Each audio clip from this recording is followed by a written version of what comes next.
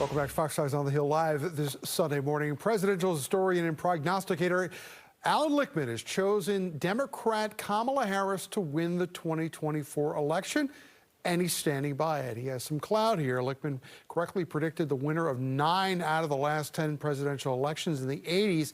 Lichtman developed what's known as the keys to the White House, 13 historical factors he uses to predict the winner. Those factors include 4 based on politics, 7 on performance, and 2 on the candidate's personality.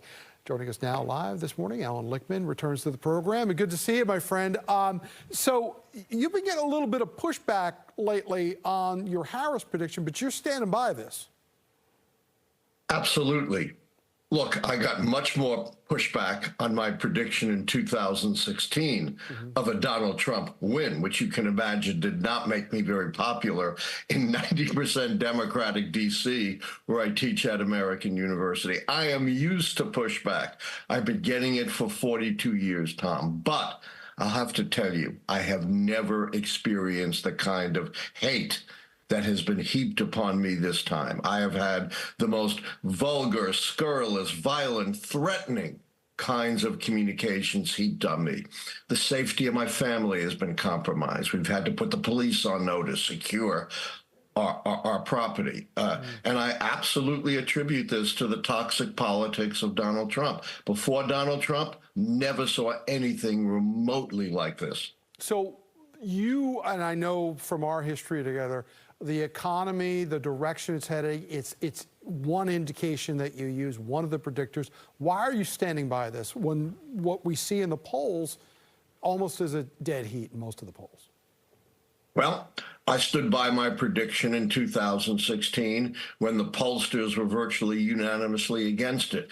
The most eminent group of pollsters, the Princeton University Consortium, had Hillary Clinton at a 99% chance of winning.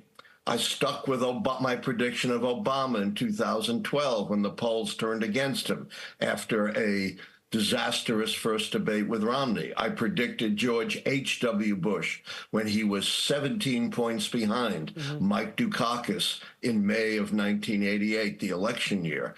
I predicted Ronald Reagan almost 3 years in advance when the polls showed 60% of Americans thought he was too old to run. Right. So Allan, we know you're sticking by the prediction, though. Why? What do you see? What do you see amongst your predictors that people should know about as to why you feel strongly about this? Yeah, the way it works is 6 of my 13 keys have to go against the White House party, and I only have 4 going against them. Mandate based on U.S. House elections, incumbency, foreign policy failure because of the disaster in the Middle East, and incumbent charisma because Harris is not of Franklin Roosevelt. That's 2 keys short of the 6 keys needed to predict defeat under my system. And my system developmentally goes all the way back to 1860, when we had no automobiles, no planes, no radio, no television. Women couldn't vote. African Americans were enslaved. So it covers enormous changes in America. 160 years now. Could something so catastrophically change the pattern? Of course. I'm not psychic Gene Dixon with a crystal ball. I'm not Speaker Mike Johnson who thinks the Almighty talks to him.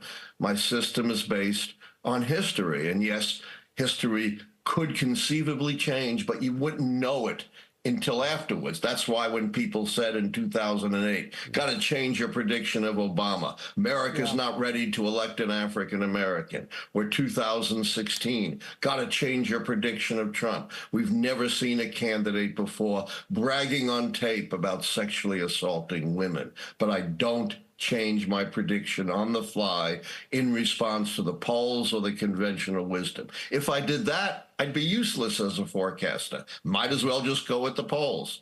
All right. Well, you know, it's been fascinating over these last couple of election cycles to watch you do this and to watch you do it accurately. So I am looking forward to having you back on the program after the election, and we can discuss what went right or what went wrong. And given your track record, it's probably going to be what went right. But Allan Lichtman, we thank you for your time, and we look forward to seeing how your prediction holds up. All right. Sounds good. Take As care. we continue